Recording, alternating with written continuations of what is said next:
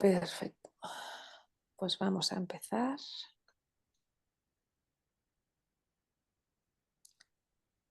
Compartir.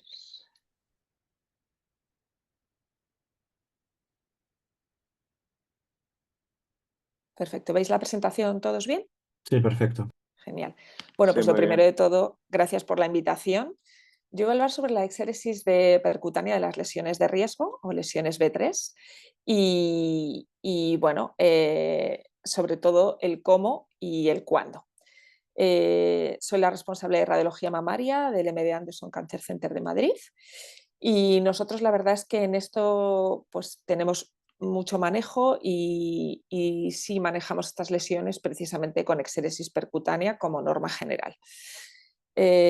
Bueno, lo primero es lo que yo siempre les digo a las pacientes cuando les damos un diagnóstico de una lesión B3. El diagnóstico de lesión B3 es un diagnóstico histológico, es decir, no hay que confundir el B3 con el BRAS3. Y las lesiones B3 que se obtienen después de una obtención de una biopsia o de un, ya sea percutánea con un trucut o con un vacío, son lesiones benignas y siempre lo dejo muy claro. Bien es cierto que se encuentran justo entre, son lesiones comprendidas, son un grupo de lesiones comprendidas entre las lesiones B2 típicamente benignas y las lesiones malignas. Por tanto, aunque son lesiones benignas, son lesiones que tienen un cierto significado incierto y que se consideran lesiones de riesgo. Es decir, yo este es un poco el esquema que les muestro a las pacientes siempre cuando les damos este resultado, les pinto la lesión y les digo, bueno, tienes una lesión que es benigna, pero es cierto que tiene como dos peculiaridades, ¿no? Una de ellas es que son lesiones que tienen un aumento del riesgo local de tener un cáncer en esa zona.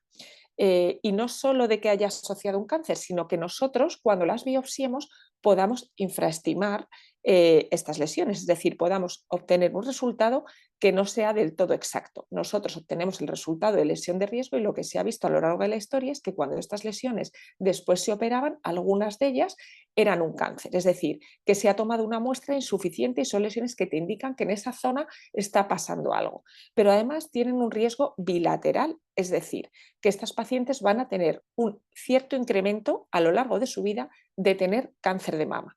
No todas ellas, luego lo veremos, pero sí muchas. Con lo cual, el paciente tiene que saber que a partir de este momento va a pertenecer a un grupo de riesgo que se llama riesgo intermedio y por tanto su seguimiento en algunas de estas lesiones va a ser distinto a lo largo de su vida. Y por otro lado, el riesgo local lo que provoca es que básicamente tenga un mayor riesgo de infraestimación en esa zona y también el hecho de que pueda tener un cáncer asociado. Ay, aquí. ¿Seguís viendo la pantalla? Sí, sí. Vale, perfecto. Entonces, con esto quiero empezar con la clasificación porque, como ya he dicho, hay diferencias entre unas lesiones y otras. De hecho, hay bastante diferencias. Y básicamente estas son, es un resumen de todas las lesiones de riesgo que tenemos. Dentro de estas lesiones vamos a ver cómo hay un grupo que son el fibroadenoma complejo filodes, las cicatrices radiales o lesión esclerosante compleja, las lesiones papilares y otra serie de lesiones que se van a catalogar como lesiones B3A. Y la característica fundamental es que no tienen atipia. Mientras que la atipia de epitelio plano, la hiperplasia ductal atípica, la hiperplasia lobulillar atípica y el carcinoma lobulillar in situ son considerados lesiones B3B porque tienen atipia. Como características principales, bueno, pues he querido hacer una tabla un poquito a modo de resumen de todas estas lesiones, empezando por las lesiones que tienen atipia, que son un poco las que más nos preocupan, porque tienen mayor riesgo de infraestimación y mayor riesgo de desarrollar cáncer a lo largo de la mama, a lo largo de la vida. Es decir, las dos cosas que habíamos comentado, el riesgo local por infraestimar y el riesgo de tener un cáncer a lo largo de la vida. ¿Qué ocurre? En el caso de la atipia de epitelio plano, es una dilatación de la unidad terminoductolobulillar, pero no tiene ni atipia citológica ni arquitectural. No es un hallazgo muy frecuente, aunque sí puede ir asociada a otras lesiones B3, y los riesgos de infraestimación ya iremos viendo cómo son muy variables a lo largo de la literatura. En este caso varían con las técnicas modernas ya en las cuales las biopsias diagnósticas se hacen muchas de ellas con biopsia asistida de vacío, sobre todo de las microcalcificaciones y demás, los riesgos de infraestimación varían entre un 5 y un 11%, aunque en la literatura hay descritos entre 0 y 40%. La buena noticia es que cuando se realiza el diagnóstico con biopsia asistida de vacío, se describen tasas de infraestimación de casi del 0%, sobre todo si la lesión es pequeña, si se ha extirpado más del 90% y si hay correlación radiopatológica. Hay que decir que estos tres factores son casi una constante.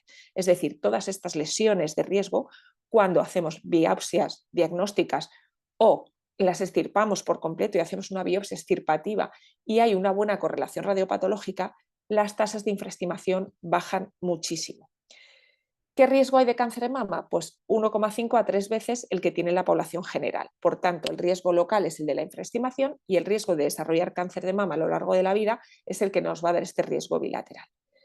La hiperplasia ductal atípica. Bueno, la hiperplasia ductal atípica es un poco la punta del iceberg en estas lesiones B3, porque se va a asemejar más casi al carcinoma ductal in situ que a las lesiones de riesgo propiamente dichas. Y la diferencia entre la hiperplasia ductal atípica y el carcinoma ductal in situ se encuentra solo en el tamaño. Por tanto, una hiperplasia ductal atípica es como un carcinoma ductal in situ, pero que tiene una extensión menor de 2 milímetros y de una unidad terminal ductolobulillar. Va a tener atipia citológica y arquitectural, a diferencia de la atipia de epitelio plano, y de nuevo los rangos de infraestimación van a ser muy variables. Desde 0 a 87% podemos encontrarlos en la literatura, aunque estudios más recientes y más modernos pues, dan cifras entre el 5 y el 50%. Hay cifras curiosas, ¿no? Como que, por ejemplo, las tasas de infraestimación pueden llegar hasta el 14% aunque hayas realizado una extirpación completa, que eso es un dato que lo refieren en alguna publicación y es interesante. ¿Por qué? Porque realmente la hiperplasia ductal atípica se va a desmarcar del manejo del resto de lesiones B3 precisamente también por este dato. Y de hecho se han intentado desarrollar incluso nomogramas y técnicas de machine learning aplicadas a la hiperplasia ductal atípica para evitar esta infraestimación. Se ha visto que hay ciertos factores que aumentan el riesgo de infraestimación, como son, por ejemplo, la edad de la paciente, el que la paciente tenga factores de riesgo asociados, como por ejemplo el tener antecedentes personales de cáncer de mama, que es un factor de riesgo también que se repite, el que no haya buena correlación radiopatológica, el que quede lesión residual. También influye la biopsia que realicemos, es decir, no es lo mismo hacer una biopsia con un Trucut con un grosor de 14G que una biopsia diagnóstica con una asistida por vacío, una aguja asistida por vacío de un grosor de 7G. Y luego también se ha visto que la infraestimación es mayor en aquellos casos en los que las biopsias y con resultado de hiperplasia ductal atípica se obtenían con ecografía y con resonancia, siendo menor en los casos de microcalcificaciones en los que se extirpaban todas. El tamaño también influye y, por supuesto, el patólogo. Cuando el patólogo ve multifocalidad en esta hiperplasia ductal atípica, la estirpe es micropapilar o hay necrosis, pues también se ha visto que esto influye. Con lo cual se están desarrollando nomogramas, técnicas de machine learning e incluso se ha valorado también, hay estudios que ya incluyen la resonancia por el alto valor predictivo negativo que tiene. El problema de estas hiperplasias ductales atípicas, que como ya he dicho, el manejo ahora veremos se separa del resto, es que aunque tenemos mayor riesgo de infraestimación, tenemos que tener en mente siempre que la mayoría de estas lesiones son benignas y si las operamos todos, incurrimos justo en lo contrario. Pasamos de miedo a infraestimar a realizar cirugía en todas y por tanto lo que estamos haciendo es sobretratando a estas pacientes. Y a día de hoy quiero recordar que ya hay 4 ensayos en marcha en los cuales ciertos carcinomas ductales in situ incluso no se operan quirúrgicamente. Por lo tanto, no hay que perder esto de vista. Estamos en un momento de desescalada en el tratamiento del cáncer de mama, incluido en el in situ, y por tanto todavía estamos viendo a ver dónde colocamos este grupo de hiperplasias ductales atípicas para llegar a un equilibrio entre no infraestimar, pero tampoco sobretratar. Y de nuevo, tener en cuenta que estas pacientes van a tener un mayor riesgo acumulado de padecer un cáncer de mama a lo largo de su vida. Pasamos al tercer grupo de lesiones B3B que tienen atipia y son la hiperplasia lobulillar atípica y el carcinoma lobulillar in situ. Estas lesiones se incluyen dentro del grupo de neoplasias lobulillares. La diferencia, la ocupación del lobulillo, son lesiones que ocurren en la unidad también terminal ductolobulillar y la diferencia es el tamaño. Esta es la hiperplasia lobulillar atípica y este es el carcinoma lobulillar in situ. cuando ocupa más del 50% de la unidad, se considera lobular in situ. Y hay que decir que la variante pleomórfica y la variante florida no se consideran lesiones B3B, sino B5A, es decir, son lesiones que dentro de ser neoplasias lobulares se consideran cánceres y son similares al carcinoma ductal in situ. Por lo tanto, en este grupo se incluyen todas las neoplasias lobulares, la hiperplasia lobular atípica, el carcinoma lobular in situ, pero se excluyen la variante pleomórfica y la variante florida de carcinoma lobular in situ. Las tasas de infraestimación también muy variables y también varían pues, con el tamaño, si el paciente tiene otros factores de riesgo, cuando hay calcificaciones o masas asociadas, porque suele ser un hallazgo incidental en imagen. Es decir, hay que decir que todas estas lesiones por imagen no van a ser muy características y por tanto, además no vamos a poder basarnos en la imagen para saber si son benignas o malignas. Siempre hay que hacer estudio histológico y biopsia. Aquí lo llamativo de las lesiones neoplasias lobulares es que tienen un riesgo relativo de tener cáncer de mama muy alto a lo largo de la vida, un riesgo relativo de 4 o 5 veces la población y en el caso del carcinoma lobular in situ de 8 a 10 veces. Y además, un carcinoma lobular in situ puede evolucionar tanto a un carcinoma lobular infiltrante como a un carcinoma ductal in situ o a un carcinoma ductal infiltrante. Es decir, dan mayor propensión a la paciente a tener un cáncer, sea de la estirpe que sea. Y hay que especificar que este riesgo es bilateral. De hecho, hay un estudio que demuestra que la mayoría de los cánceres que tenían pacientes con neoplasias lobulares y que desarrollaban a lo largo de la vida, la mayor parte eran en la misma mama, pero en otro cuadrante, como un 48%, mientras que un 40% de los restantes cánceres se daban incluso en la mama contralateral. Así que tener muy presente que las neoplasias lobulares aumentan el riesgo de tener cáncer de mama a lo largo de la vida, no solo en la zona donde se ha tenido la neoplasia lobular, sino en otra zona de la mama y en la mama contralateral. En cuanto a las lesiones B3A, que son claramente el otro grupo dentro de estas lesiones, no tienen atipia y por lo tanto, tanto el riesgo de infraestimación como el riesgo de desarrollar cáncer de mama a lo largo de la vida va a ser mucho menor. De hecho, si veis aquí, todas van a tener un riesgo aproximado de 1,5 a 2 veces la población general. Incluso hay artículos que dicen que las lesiones papilares no aumentan luego el riesgo de tener mayor cáncer de mama, pero sí que hay algunas que describen que cuando son papilomas múltiples o hay atipia asociada, como siempre la atipia es lo que va a determinar un poco el manejo y el riesgo de estas lesiones, pues cambia este riesgo de desarrollar cáncer de mama. La cicatriz radial es la típica imagen que nosotros vemos siempre estrellada en la mamografía, no siempre, pero bueno, que la típica imagen característica estrellada en la mamografía, que va a ser difícil para el patólogo a veces distinguirla de un carcinoma ductal infiltrante y que ha aumentado su incidencia a raíz del desarrollo de técnicas nuevas como son las tomosíntesis y los programas de cribado. De nuevo, la infraestimación muy variable de 0 a 40% y viene determinada o influida por la presencia de atipia, el tipo de biopsia, el que haya correlación, la edad de la paciente, que haya otros factores de riesgos, el tamaño de la lesión y la imagen, la manifestación en imagen. Hay artículos que describen que el riesgo puede llegar al 1% si el diagnóstico se ha hecho con biopsia asistida por vacío y no hay atipia asociada, es decir, que vemos cómo a raíz de que se han ido introduciendo técnicas de biopsia asistida por vacío para el diagnóstico de estas lesiones, la infraestimación ha ido cayendo, sobre todo en las lesiones que no tienen atipia. En el tumor filodes, que es similar al fibroadenoma, pero crece rápido, de nuevo tasas variables de infraestimación, dependiendo si realizamos el diagnóstico con la BAG o con la BAV. E incluso hay algún artículo que describe que las tasas de recidivas van a ser similares si realizamos una extirpación quirúrgica o con biopsia asistida por vacío. En el caso de las lesiones papilares, pues nuevamente igual, tasas de infraestimación variable que van del 0 al 38%, dependiendo de si hemos realizado la biopsia con aguja gruesa o asistida por vacío. Hay otra serie de factores en los cuales nos tenemos que fijar para ver si hay mayor riesgo de infraestimación, como la presencia de atipia, calcificaciones, el sangrado por el pezón, el que no haya correlación, los papilomas periféricos, el tamaño y que la lesión sea palpable.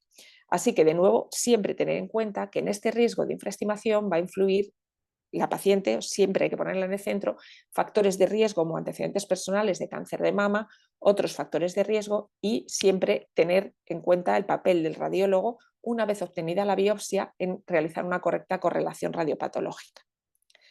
Y ahora vamos al manejo. El manejo, como ya he dicho, estamos en un momento en general en el mundo de la radiología mamaria y en el mundo del cáncer de mama en el que cada vez estamos desescalando más tratamientos. Estas lesiones que son benignas pero de riesgo, antes se operaban todas. En algún estudio que no se operaba ninguna, se vio que las tasas de infraestimación eran inaceptables, porque a la hora de describir el manejo, yo me he basado sobre todo en 3 estudios, que ahora os comentaré, en los cuales aceptan unas tasas de infraestimación aceptables del 5% para carcinoma ductal infiltrante y del 10% para carcinoma ductal in situ. Es decir, que vamos a asumir un cierto riesgo de infraestimación, pero tiene que ser menor que estas cifras. Eso es un poquito la tendencia. Pero no hay que olvidar que son lesiones benignas y que, por tanto, lo que no podemos incurrir es en un sobretratamiento. Además, cuando realizamos biopsias que son asistidas por vacío diagnósticas de estas lesiones, lo que permitimos también es que cuando estas lesiones finalmente son un cáncer, tenemos una mejor estadificación prequirúrgica y evitamos que la paciente vaya a cirugía y después tenga márgenes positivos y tengan que volver a operar porque el diagnóstico sea de cáncer. Así que el manejo, como ya os he dicho, varía en función de las guías y no hay un consenso unánime de todas ellas. Pero en general he recogido 3 artículos o 3 estudios o 3 consensos. El de Leusoma, que ha sido recientemente publicado, el tercer consenso internacional y el de las guías de UK de la NHS BSP. ¿Por qué? Porque difieren en algunas cosas. Ya os anticipo que en casi todas la tendencia va a ser realizar biopsia asistida de vacío con intención extirpativa. Y la gran excepción a esto es la hiperplasia ductal atípica, que como ya habíamos comentado es prima hermana del carcinoma ductal in situ. Entonces, la hiperplasia ductal atípica en general, la Leusoma recomienda cirugía como primera elección. ¿Por qué? Porque como el tamaño es lo que lo distingue del carcinoma ductal in situ, quieren tener toda la lesión para poder distinguirlo correctamente de esta entidad. Y por tanto, la cirugía es el tratamiento de elección preferido en las guías de consenso del Leusoma. En el tercer consenso internacional también abogan por la cirugía como primera opción. Ahora bien, recomiendan también o dan la opción de realizar biopsia excisional percutánea con aguja de vacío si la lesión es pequeña o focal. En el caso de las guías NHS-BSP, en el programa de screening de UK, sí que hacen una mención también a la biopsia excisional percutánea con vacío cuando la lesión es menor de 15 milímetros, cuando se han extirpado más de 4 gramos o hay una extirpación completa y cuando la paciente no tiene factores de riesgo. Hay que reseñar que una extirpación de más de 4 gramos implica casi 12-15 pases con una aguja 7G, es decir, que prácticamente equivale a una extirpación completa. Y sí que especifican que cuando la lesión es extensa, en casos de microcalcificaciones extensas o demás, hay que hacer una cirugía que sea representativa de toda la lesión. Por tanto, la hiperplasia ductal atípica estaría en la punta del iceberg y la equiparan con carcinoma ductal in situ y por tanto la primera opción sí va a ser la cirugía. En el caso de la atipia de epitelio plano, nos hemos ido un poquito al otro extremo, es decir, las guías del Leusoma recomiendan simplemente seguimiento cuando la biopsia es concordante y no asocia hiperplasia ductal atípica, aunque también dicen que se puede realizar biopsia extirpativa o cirugía cuando hay hiperplasia ductal atípica asociada. Pero es curioso que como el riesgo de infraestimación es muy bajo, pues aceptan el realizar un seguimiento más estrecho en estas pacientes sin necesidad de realizar nada más. En el tercer consenso, sin embargo, sí que abogan por una extirpación con vacío en la que obtengamos al menos 90% de la lesión o mayor y luego un seguimiento radiológico más estricto. Y en UK sí que hablan de que cuando estas lesiones de atipia epitelioplano son extensas, pues hay que coger más de un área para que sea representativa. En el caso de las neoplasias lobulillares, en la mayoría se acepta la biopsia excisional percutánea, siempre y cuando haya una extirpación completa y una buena correlación, ¿vale? Y luego un seguimiento radiológico. Sí que comentan que no tiene sentido realizar, por ejemplo, una mastectomía unilateral cuando el riesgo ya hemos comentado que es bilateral, o incluso una cirugía conservadora cuando el riesgo de que se dé en otro cuadrante también es elevado. Y ahora pasamos a las lesiones B3A, que son las que no tienen atipia, y por tanto estas lesiones van a ser en general tratadas con biopsia excisional percutánea, en su mayoría, excepto el tumor filodes, que ahora hablaremos. En el caso de la cicatriz radial, pues de nuevo, si no hay atipia, biopsia excisional percutánea. Con atipia, pues siempre que haya atipia, la cirugía juega un papel importante. En el tercer consenso, biopsia excisional percutánea con extirpación completa. Y en UK te hablan que incluso bueno, cuando no hay atipia y la muestra es mayor de 4 gramos, que ya hemos comentado que es una muestra generosa, pues un seguimiento normal. ¿Vale? En el caso de las lesiones papilares, bueno, pues biopsia excisional percutánea y seguimiento, igual cuando no hay atipia y hay extirpación completa, y cirugía cuando hay atipia. Y en el tercer consenso, biopsia excisional percutánea si hay extirpación completa. En general suelen hablar precisamente de eso, ¿no? De una exéresis percutánea con biopsia asistida por vacío. En el tumor filodes, curiosamente, muchas veces para el patólogo le resulta complicado si no puede valorar los márgenes, con lo cual en el eusoma se habla de tratamiento quirúrgico, sobre todo si la lesión es mayor de 3 centímetros o el resultado de la biopsia nos dice que es un filodes borderline. En el tercer consenso, sin embargo, hablaban de que cuando la biopsia inicial había sido realizada con TrueCut, el tratamiento indicado o elegido por la mayoría de los expertos inicialmente era la cirugía. Pero, sin embargo, si se había hecho inicialmente un diagnóstico con biopsia asistida por vacío y se había extirpado la lesión, se podía optar simplemente por un seguimiento.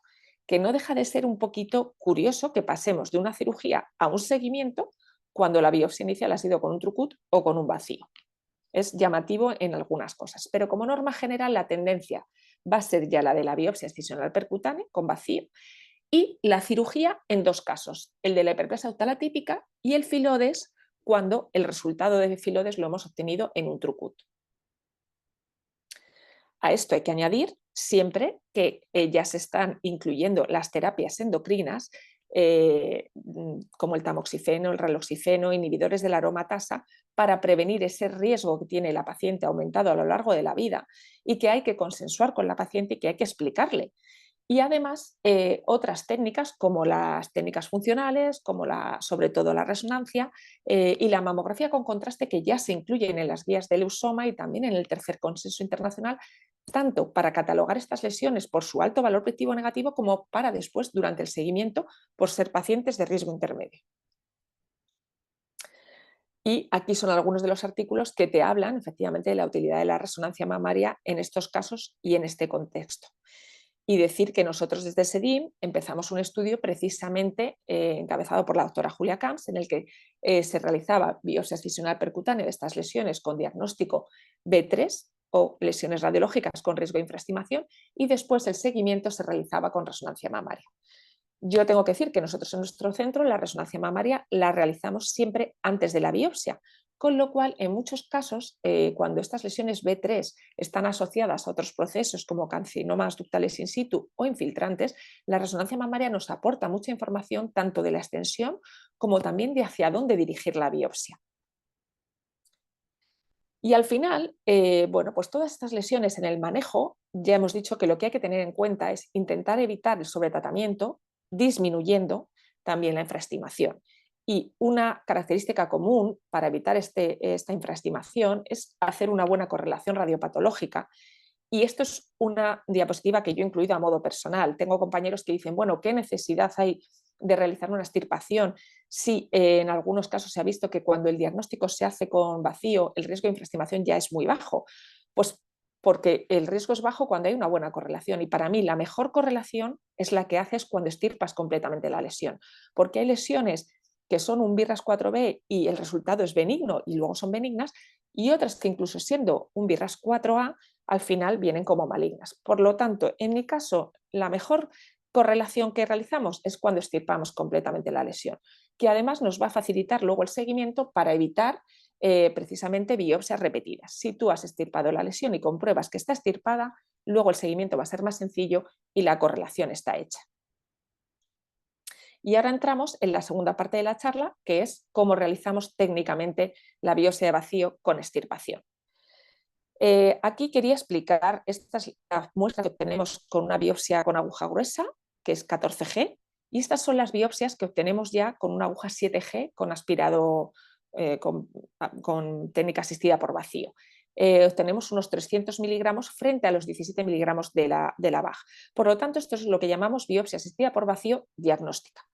Es diferente de la biopsia asistida por vacío con intención extirpativa o biopsia excisional percutánea, que es en la que podemos obtener la cantidad de tejido que queramos siempre y cuando no tengamos complicaciones durante el procedimiento. Y nosotros, por ejemplo, con el sistema que tenemos de vacío, vamos cambiando esta canasta y vamos aspirando la lesión hasta que llegamos a la extirpación completa. Entonces, bueno, fundamental en estos procedimientos la anestesia. Yo siempre lo comento porque realicé uno de estos procedimientos extirpativos a una compañera del hospital que era anestesista y ella me dijo: Silvia, ¿puedo llevar yo mi propia anestesia? Y yo le dije: por supuesto, hace ya muchos años. Y yo pensé, si esa anestesia es buena para ella, es buena para todas. Y la verdad es que es un combo que me gusta personalmente mucho porque permite que realmente la paciente esté confortable, y si ella está cómoda, es más fácil que tú estés también cómoda y que el procedimiento llegue a buen fin. Si no, es muy difícil. Así que para mí la anestesia, pilar fundamental. Nosotros inyectamos un poquito de lidocaína en la piel, cargamos una jeringa solo con lidocaína, sin noradrenalina ni nada, y esta es para la piel. Luego tenemos la parte como principal de la anestesia, que va a ser lidocaína con noradrenalina y un poquito de bupivacaína, porque la lidocaína nos va a dar un efecto inmediato de acción, y al tener la noradrenalina va a permitir que este efecto de la anestesia dure más tiempo, porque la noradrenalina provoca vasoconstricción y además va a producir menos sangrado. Y la bupivacaína, que suelen ser 3 cc, la ponemos porque va a permitir que la paciente esté más cómoda luego al volver a casa, porque la duración del efecto de la bupivacaína es mayor y tiene mayor confort la paciente después, en las horas posteriores, hasta 12 horas. Y finalmente, lo que ha sobrado de este vial de lidocaína con noradrenalina lo dejamos aquí por si acaso hiciera falta. Y la lidocaína con noradrenalina siempre la inyectamos en profundidad porque la noradrenalina puede producir necrosis cutánea.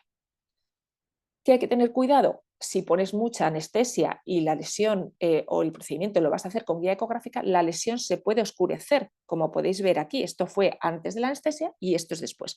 Con lo cual hay que tener cuidado porque puede ser que tengas mala visibilidad de la lesión después de la anestesia y entonces no la puedas extirpar. La técnica influye sin duda.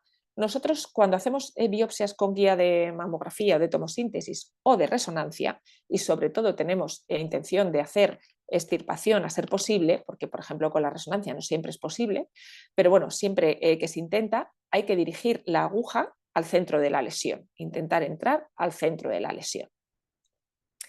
Es verdad que estas dos técnicas tienen, o estos dos sistemas de guiado tienen unas ciertas limitaciones o complicaciones, como son, por ejemplo, el tamaño de las lesiones, que a veces pueden impedir que las extirpamos completamente, sobre todo en resonancia, la localización, cuando la lesión está muy cerca a la piel o al pectoral, si tenemos implantes, o el grosor de la mama cuando queda comprimida. Estas complicaciones o estas limitaciones casi no las tenemos con ecografía. Por tanto, la técnica o el guiado ecográfico tiene que ser el de elección siempre que podamos, porque va a ser más cómodo para la paciente, tenemos la biopsia en tiempo real y además vamos a tener prácticamente ninguna limitación. Hay que distinguir de nuevo estos dos aparatos que tienen poder de vacío diferente. Este es el Encore, que es con el que nosotros trabajamos, este es el Elevation. Aquí tienes que dirigir la aguja al centro de la lesión y es más difícil que consigas una extirpación completa porque el poder de succión es menor. Esto sería más para biopsias diagnósticas. Mientras que para extirpativas, con esta aguja, que es la que os he enseñado, que puedes obtener las canastas que quieras, la cantidad de tejido que quieras, siempre hay que intentar ponerla debajo de la lesión porque tiene mucho poder de succión. Por lo tanto, la aguja la colocas debajo, abre la cámara, realiza una succión o un vacío, la lesión entra y cortas. Y así vas poco a poco extirpando toda la lesión. ¿Qué limitaciones o qué complicaciones puedes tener con la guía ecográfica? Ya os he dicho que prácticamente ninguna, pero es verdad que a veces cuando los márgenes no están bien delimitados o son muy lobulados, puede ser que requieras una segunda biopsia porque en la primera no lo hayas quitado del todo. Algunos marcadores, cuando ya están puestos, es decir, se ha realizado una primera biopsia con el resultado de lesión B3 y hay que hacer una biopsia extirpativa, a veces, si ya hay un marcador colocado, puede atascar la aguja y evitar la succión y conseguir o provocar que el procedimiento no se lleve a cabo con la extirpación completa de la lesión. Otras veces, el sangrado durante el procedimiento hace que no visualices del todo la lesión, aunque volviendo a realizar un ligero vacío, esto normalmente se supera y no hay problema. Y la última limitación o complicación que podemos tener es que cuando el marcador que nosotros ponemos es de hidrogel, que es el que nosotros realizamos, siempre que se hace una biopsia hay que dejar un marcador, pues al final, cuando comprimimos para evitar el hematoma, se puede producir la extrusión del marcador. Aunque en estos casos lo que hacemos es que a la semana siempre hacemos un control de estas pacientes y volvemos a colocar el marcador sobre la zona del hematoma. Por tanto, con guía ecográfica lo que es fundamental es tener en cuenta que aunque tú pongas la lesión debajo y hayas extirpado en plano esta lesión, las lesiones son volúmenes, son en 3D y por lo tanto luego hay que desplazarnos al resto de planos para extirparla del todo. Conozco radiólogos que en un comienzo y yo misma al principio de realizar biopsia asistida por vacío obtenía este plano y parece que ya en el resto como que lo has extirpado y no, hay que ir siempre a los siguientes planos para poder extirparla completamente. No es lo mismo, vuelvo a repetir, una biopsia diagnóstica que una biopsia extirpativa. Por lo tanto, una vez que tenemos esta imagen en la pantalla de nuestro ecógrafo y hemos extirpado esta lesión, tenemos que seguir a los otros planos e ir extirpando.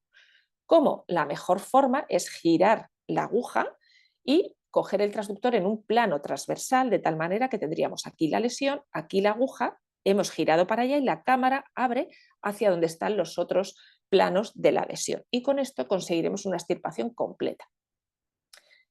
¿Qué no hay que hacer en ecografía? Bueno, la aguja ya os he dicho que hay que colocarla debajo. ¿Por qué? Porque si la colocamos encima, la sombra metálica de la aguja va a hacer que no veamos bien la lesión y por tanto tengamos riesgo de extirpación incompleta. Si la ponemos en el centro de la lesión pasa igual, el margen inferior no lo vamos a ver. Entonces podemos no extirparla completamente, pero además si el pectoral está cerca o hay otra estructura justo profunda como un implante, podemos dañarlo. Así que siempre la vía de abordaje ideal es por debajo con la cámara abierta orientada hacia la lesión y manualmente vamos a ir moviendo la cámara hacia donde creamos conveniente que nos queda lesión residual. Este sería, como ya os he dicho, un corte transversal y el otro abordaje que a mí cada día me gusta más es el abordaje lateral, en el cual la aguja entra lateral a la lesión e igualmente vamos a ir orientándola hacia superficial o hacia profundo en función de lo que queramos ir quitando. De hecho, hay trucos con ecografía, como son, por ejemplo, cuando las lesiones están muy pegadas a la piel. Aquí tenemos el transductor orientado longitudinal a la aguja y aquí en transversal, que era lo que os iba comentando. Pero cuando la lesión está muy pegada a la piel, un recurso es poner dos agujas espinales cruzadas entre la piel y la lesión, de tal manera que aquí tendríamos el transductor, tendríamos la piel, tendríamos el cruce de las agujas justo por debajo, luego tendríamos la lesión y tendríamos la aguja que va estirpando. ¿Qué conseguimos con esto? Pues no dañar la piel y no cortarla, produciendo otra complicación añadida. De hecho, bueno, quiero que veáis que aquí una lesión que en resonancia se veía redonda, ovalada, bien definida y la tenemos aquí muy pegadita a la piel, pues si cruzamos dos agujas espinales justo encima vamos a evitar que el vacío succione de la piel y la dañe. Otra opción es instilar un poquito de suero o anestesia entre la lesión y la piel. De hecho, quiero que veáis aquí en un vídeo cómo esta lesión que os he enseñado vamos a realizar el vacío. También hay que tener en cuenta que cuando el transductor está orientado longitudinalmente podemos muchas veces sobrepasar la lesión y no darnos cuenta que la cámara no está coincidiendo con la lesión como ahora veréis. Entonces siempre hay que tener una visión longitudinal de la aguja para ver que estamos en el sitio correcto y luego ir cambiando a transversal. Aquí estamos poniendo la anestesia, como os he comentado, separando la lesión de la piel. Seguimos con la anestesia de tal manera que creamos como una especie de colchón y vamos a introducir la aguja de vacío, como veis aquí. Siempre esta es la punta y la cámara tiene que quedar justo debajo. ¿Por qué? Porque cuando la mama es dura o es muy grasa, puede ocurrir que nos quedemos cortos o sobrepasemos la lesión y no nos demos cuenta cuando hagamos la sección o la imagen transversal. Ahora lo veréis en la siguiente imagen. Aquí veis cómo está la lesión aquí y cómo se la lleva y se queda en uno de los márgenes. Por eso hay que retirar y volver a aspirar. En el siguiente vídeo lo que he hecho ha sido hacer una sección transversal de la aguja. Aquí la aguja la estamos cortando en transversal y tenemos una visión muy completa de si queda algo residual alrededor y hacia dónde hay que girar la mano para quitar esa parte residual. Y finalmente, siempre, siempre, siempre poner el marcador. ¿Vale? Aquí vamos a hacer un barrido, de nuevo en longitudinal, para ver que ya no queda lesión residual y confirmar que todo está correcto. Y luego el marcador, como os he comentado. Aquí tenemos un marcador de hidrogel, que es el que nosotros ponemos, y este es el hematoma, nada más terminar el procedimiento, un hematoma pequeñito. ¿Cuáles son las complicaciones? Pues la mayoría son el hematoma y la lesión, el moratón también, que se produce en la piel, que esto puede ser normal. Normalmente lo que hacemos es decir a las pacientes que se compriman. Estas es las marcas del Steri-Strip que nosotros ponemos, y como cuando ella presiona con la mano al principio, nosotros siempre comprimimos, incluso drenamos manualmente el hematoma para evitar precisamente esto, pero cuando luego le decimos a la señora que comprima un poquito, como cuando se hace una analítica, y en las zonas donde ha tenido mayor compresión por los Steri-Strip se ve cómo no sale este hematoma cutáneo. Además ponemos un apósito compresivo y normalmente las complicaciones son mínimas y los hematomas que suelen producirse también. Y esto es lo más habitual. ¿Qué ocurre? Bueno, pues podemos tener complicaciones más graves, como esta paciente que, aunque ya traía el pezón retraído por una ductoscopia previa, tenía una cicatriz, se le acentuó con la biopsia asistida de vacío que hicimos de un papiloma justo en esta zona. Esta es la complicación que os decía cuando se realiza la biopsia asistida por vacío muy cerca de la piel, que lo que puede ocurrir es que esta piel se dañe. En esos casos, dar unos puntos de tela es la mejor opción para resolverlo, porque aquí el Steri-Strip no va tan bien. Entonces, con unos puntos de hilo se resuelve sin ningún problema, y lo único, en lugar de una pequeña incisión de entrada, pues vas a tener la incisión de entrada y aquí donde se ha realizado la biopsia. Ahora os quiero enseñar algunos casos. Bueno, en este caso Natalia tenía una biopsia con aguja gruesa con guía ecográfica previa con un resultado de papiloma.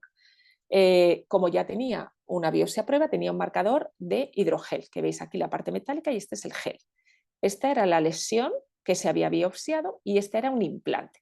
Como ya he comentado, pues con ecografía prácticamente no hay limitaciones, ni siquiera cuando la lesión está pegada al implante, sobre todo si se realiza un abordaje lateral y si sobre todo se instila la anestesia entre la lesión y el implante. En este caso hicimos la biopsia extirpativa con vacío. Y esta es la imagen en una ecografía 3D.Nosotros normalmente les realizamos un control a la semana para ver el hematoma y hacer un poco control de calidad de nuestros procedimientos, y muchas veces lo hacemos en el ecógrafo 3D. Y este es el resultado del nuevo marcador que nosotros pusimos y el implante sin daño ninguno. Esta es una imagen coronal donde se ve el marcador y ya no hay lesión residual. Siempre que hay un marcador por una biopsia previa y está bien colocado, no está desplazado, a la vez que estirpamos la lesión, estirpamos el otro marcador y ponemos uno nuevo. Aquí veis como de nuevo solo aparece un marcador justo adyacente al implante y no hubo ningún problema, y por lo tanto la paciente está en seguimiento después de su extirpación con biopsia asistida por vacío. Ana, 53 años, viene por una revisión y ya estaba en revisiones y acude con un nódulo sólido de nueva aparición. Era una paciente que, como veis, tenía antecedentes personales de cáncer de mama, con lo cual siempre que tengamos antecedentes personales, antecedentes familiares, otros factores de riesgo, tenemos que tener cuidado. Esta era la mamografía previa y este es el nódulo de nueva aparición. En resonancia se veía como este nódulo era sólido, ovalado, bien definido, pero con un cierto realce anular. Entonces, aunque no tenía características de sospecha elevada por imagen, era un nódulo nuevo en una mujer en la zona de los cambios postquirúrgicos y, por lo tanto, pues requiere de biopsia. En este caso, dada la lesión, pues ya hacemos una biopsia excisional percutánea, porque con 2 pases o 3 que hagas con un calibre 7G, pues lo has quitado. Con lo cual hicimos una biopsia asistida por vacío en la que extirpamos el nódulo y el resultado fue de carcinoma papilar. Por eso insistía yo antes que la mejor correlación es la que se hace cuando se extirpa completamente la lesión, porque esta lesión tiene márgenes redondeados, bien definidos, y si el resultado hubiese sido de benignidad, pues claro, por la clínica a lo mejor lo tendríamos que haber dado de no concordante, pero yo he visto lesiones de estas que después de una biopsia vienen dadas como concordantes y luego son cánceres. Entonces, si tú lo has extirpado completamente, la correlación está hecha. En el caso de Montserrat, tengo que decir que cuando el resultado es un carcinoma, como siempre dejamos el marcador, el cirujano o el ginecólogo va a ir a dirigir su cirugía a esta zona, limpiando la zona alrededor del marcador. Montserrat, 45 años, derivada de otro centro, en la mama derecha venía con una biopsia realizada con ecografía, con un diagnóstico de fibroadenoma, y en la mama izquierda con una distorsión. Efectivamente, esta era la lesión de la mama derecha, que se había hecho la biopsia con el resultado de fibroadenoma y una distorsión en la mama izquierda. ¿Qué ocurre? Realmente esta lesión, cuando viene de fuera y la biopsia se ha hecho con una aguja gruesa, simplemente un 14G, pues para nosotros es no concordante. Ecográficamente, además, tenía alguna zona de márgenes no bien delimitados. Tenemos también el software de inteligencia artificial KIOS, que efectivamente daba esta lesión como sospechosa. Y luego en la mama contralateral, en la mama izquierda, la distorsión correspondía a una zona como de mala transmisión. ¿Qué hicimos? Bueno, hicimos resonancia y biopsia excisional percutánea de las dos lesiones. La resonancia mostraba igualmente una lesión sólida hipervascular con márgenes irregulares. Entonces, en cuanto hicimos una biopsia excisional percutánea con extirpación completa de la lesión, el resultado fue de filodes. Es decir, nosotros hacemos biopsia excisional percutánea en aquellos casos que no son concordantes las biopsias previas. Y sin embargo, vemos cómo la cicatriz radial de la mama contralateral no tenía realce tras la administración de contraste en la resonancia. Y por tanto, la probabilidad de malignidad en estos casos disminuye mucho. Por supuesto que hay carcinomas ductales in situ que no realzan en resonancia y otras lesiones malignas que puedo también no realzar, pero en los casos de cicatrices radiales de pequeño tamaño que no realzan en resonancia y con una biopsia negativa, nos podemos quedar bastante tranquilos. Y el resultado, de hecho, fue de cicatriz radial. En la cirugía del filodes, lo que quedaban ya eran áreas salpicadas milimétricas de filodes residual. Mi impresión también es que a veces cuando son lesiones tan grandes, en una primera extirpación, si el resultado es un cáncer, en la cirugía suele quedar lesión residual, sobre todo si es un cáncer, porque son lesiones de consistencia más dura muchas veces, más irregulares, de márgenes mal definidos. Y bueno, la primera biopsia, aunque intentamos quitar todo, es verdad que era sobre todo por falta de correlación. Podéis ver aquí cómo quedó el marcador, cómo la lesión radiológicamente no se ve, pero sí quedaban áreas salpicadas milimétricas. En el caso de María, 45 años, venía con una biopsia con aguja gruesa, con guía ecográfica extrahospitalaria con resultado de cicatriz radial. De nuevo, vemos aquí la imagen de la cicatriz radial y venía ya marcada debido a la biopsia que se había realizado. La verdad es que en eco se veía perfectamente, y el hecho de que también una cicatriz radial tenga traducción en ecografía aumenta la probabilidad de que sea maligna.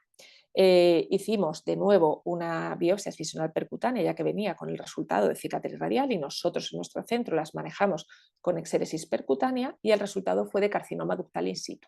Este fue el hematoma residual que quedó, y sin embargo el resultado, gracias a esta biopsia excisional percutánea, aunque ella venía con un diagnóstico de cicatriz radial, fue de carcinoma ductal in situ. Esto lo que posibilitó fue que a esta paciente se la operara en un solo acto, es decir, aquí ya el cirujano va a operar a esta paciente intentando obtener márgenes libres y realizando, en este caso es un in situ, que no procede, pero cuando es un infiltrante, realizando la biopsia selectiva de ganglio centinela.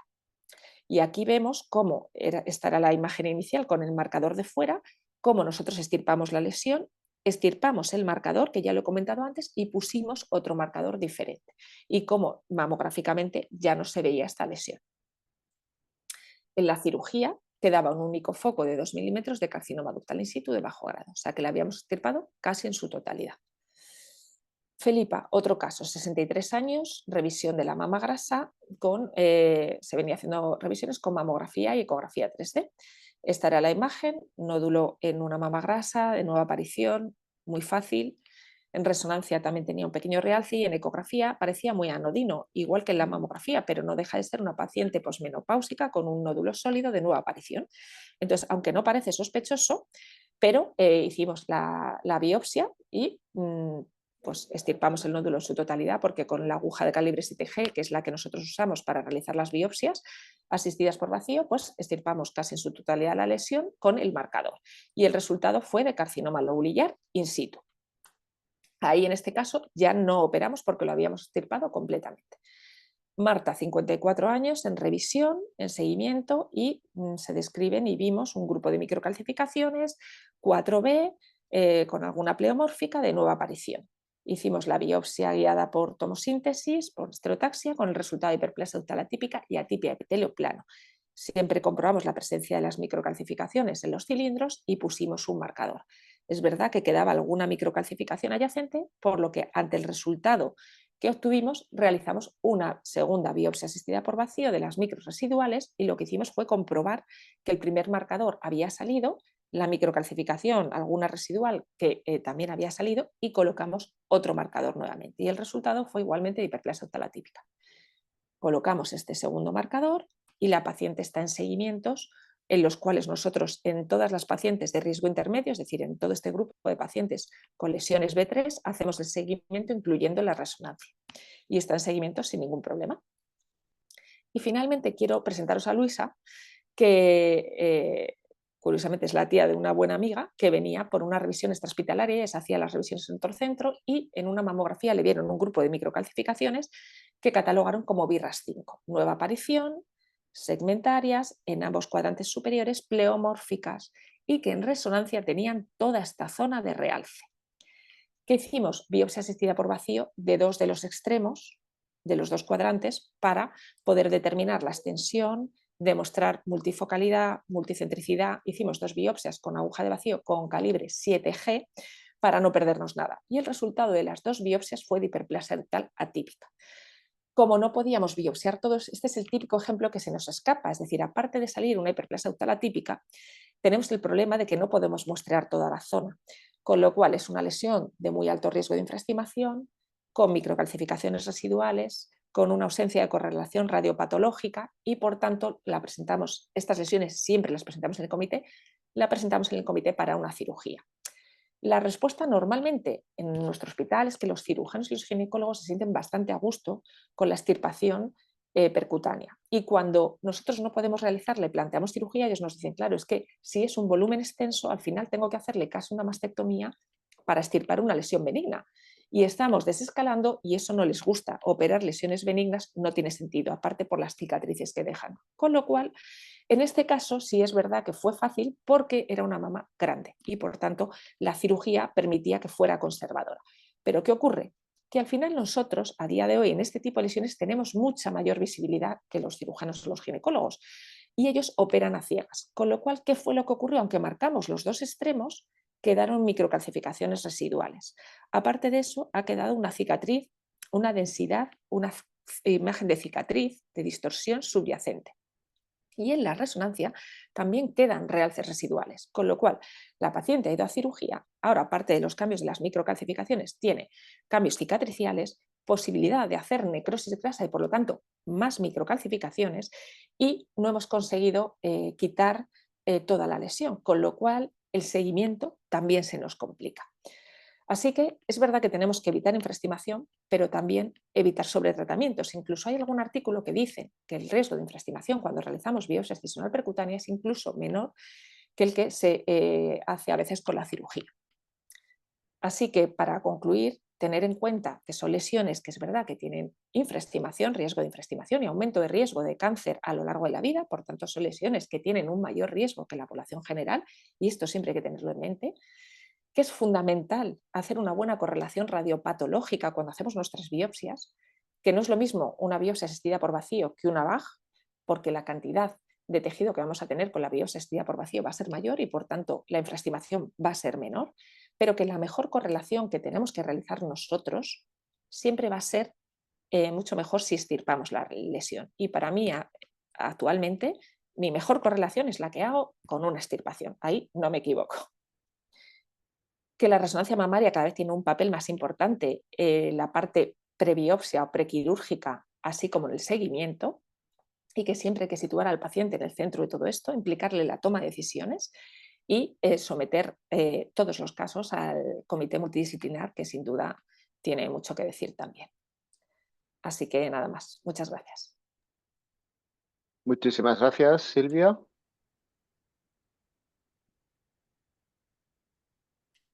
Muchísimas gracias por esta excelente exposición. La verdad que has hecho muy, muy completa y te lo agradezco. Y bueno, vamos a hacer algunas preguntas, si os parece. A mí me gustaría recalcar un poquito el papel de la imagen funcional, ¿no? Bien sea resonancia, bien, vamos a hablar de imagen funcional más que de resonancia o mamo con contraste, que de hecho vamos a considerar que es lo mismo.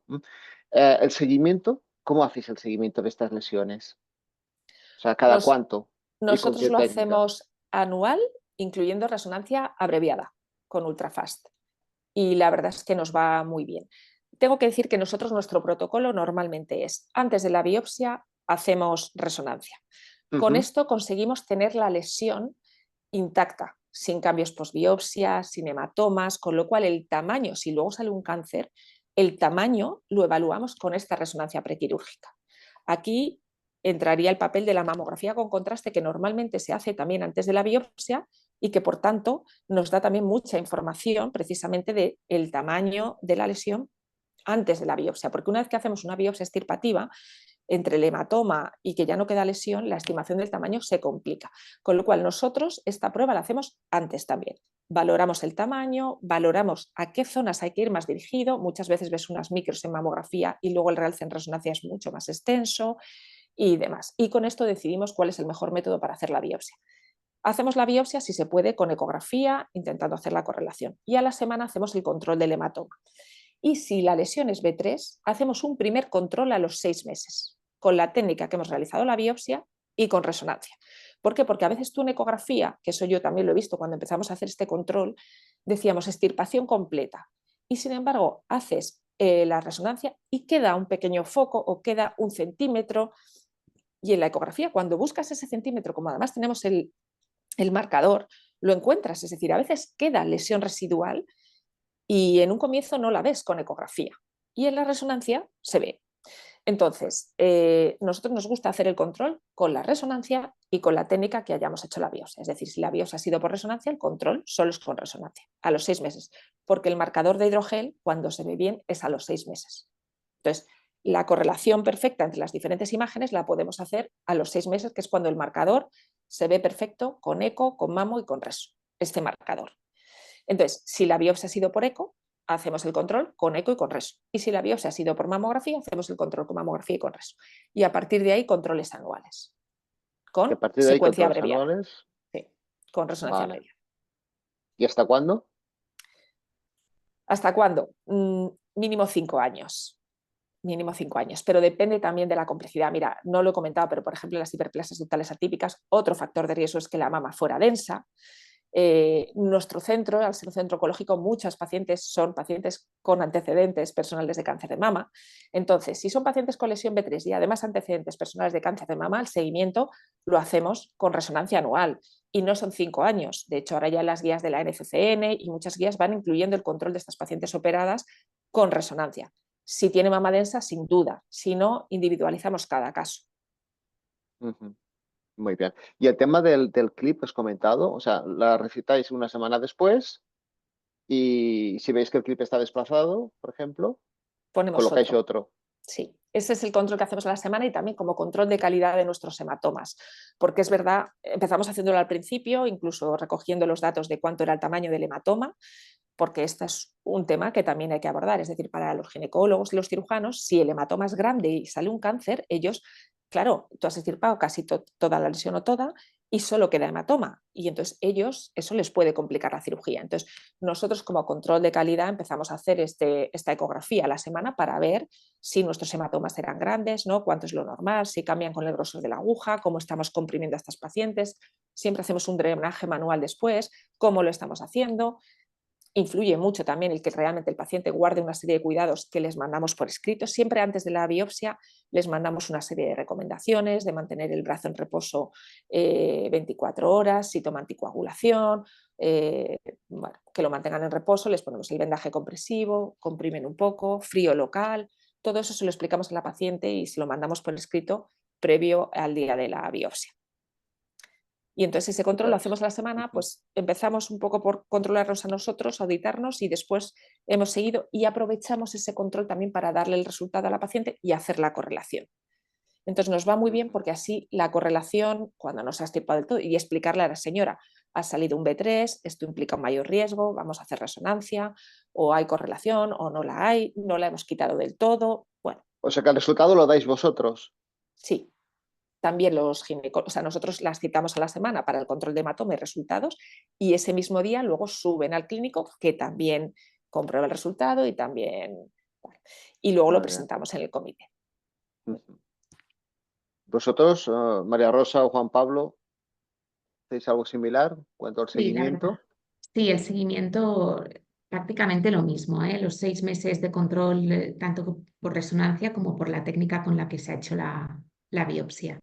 No hacemos el control de calidad, bueno, de posbiopsia a la semana, pero bueno, es una idea muy buena, la verdad, tener en cuenta, sobre todo por el tema del clip y el hematoma, lo que dices, así que lo apunto.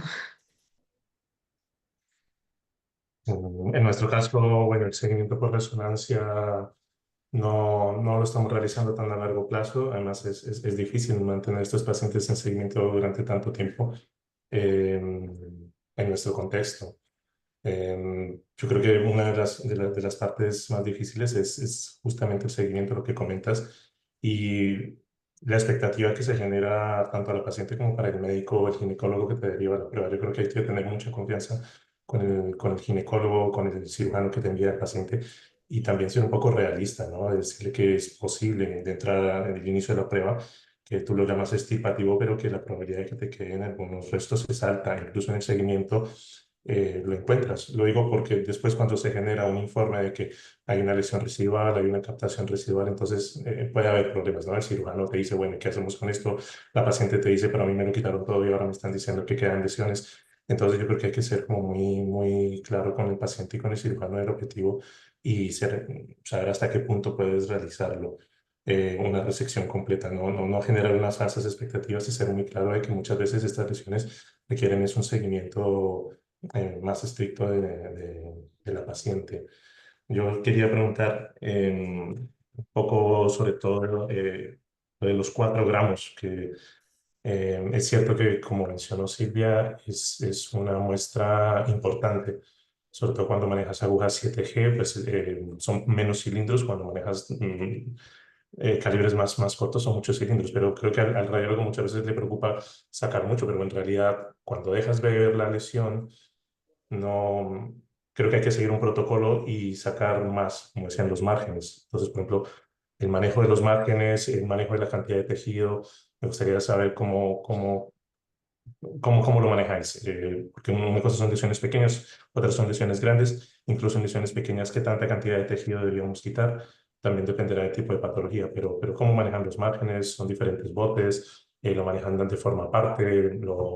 ¿Lo localizáis por diferentes zonas donde se hace la biopsia? Esa parte me gustaría saber un poco más vuestra opinión. Bueno, los márgenes no se manejan porque estamos hablando de lesiones benignas. No los manejamos nosotros y no los manejan los cirujanos. Es decir, cuando ellos entran a quitar, a realizar una biopsia quirúrgica, no un tratamiento, o sea, cuando ellos hacen biopsia quirúrgica para definir mejor una zona o lo que sea, ellos tampoco van a extirpar márgenes. Y cuando los márgenes el resultado de la cirugía es una lesión B3, no reintervienen. Los márgenes siguen teniendo lesión B3 y no reintervienen estas lesiones. Eso viene en todas las guías. Las lesiones B3 no tienen que tener márgenes libres, ni quirúrgicos ni por vacío. Nuestras biopsias asistidas por vacío que hacemos inicialmente diagnósticas son generosas y como hacemos ese control a los 6 meses, muchas veces vemos, porque la reso es lo que digo, cualquier resto en eco puede pasar desapercibida, pero en reso es que si queda lesión residual normalmente la ves. Hacemos doble chequeo, o sea, que es muy difícil que no quede. Y en el control de la semana informamos a la paciente, siempre le decimos, hacemos un control a los 6 meses, a ver si queda lesión o no, si queda lesión a lo mejor hay que reintervenir, dependiendo del tipo de lesión, o a lo mejor no. ¿Vale? Con lo cual, eso es un tema que ya tenemos muy habitual y si tú hablas con los pacientes y les explicas, normalmente no hay problema. Entonces, los márgenes, cuando es una lesión B3, no importan, o sea, no hay que asegurar márgenes.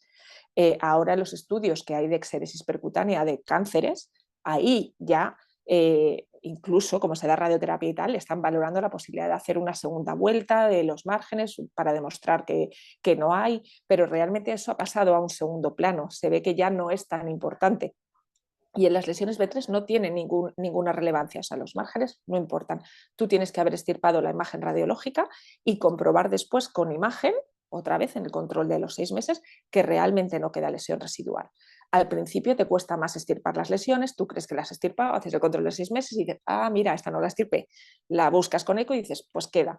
Y según vas teniendo experiencia, pues vas viendo que eso, que si haces una biopsia asistida por vacío con una cantidad generosa de muestreo, con una aguja de grueso calibre, un 7G, es muy fácil que extirpes la lesión y al final cada vez se extirpan más. Y en las guías de la NHS, BSP, los 4 gramos equivalen a 12, 15 pases de una aguja 7G, porque las 7G son 300 miligramos, 250, 300 por cilindro. O sea, que al final implica que das bastantes pases. Incluso en un procedimiento diagnóstico te dicen que mínimo, por ejemplo, en las micros tienes que dar 8, en muchas guías recomiendan 12, o sea que bueno, que es un poco lo estándar.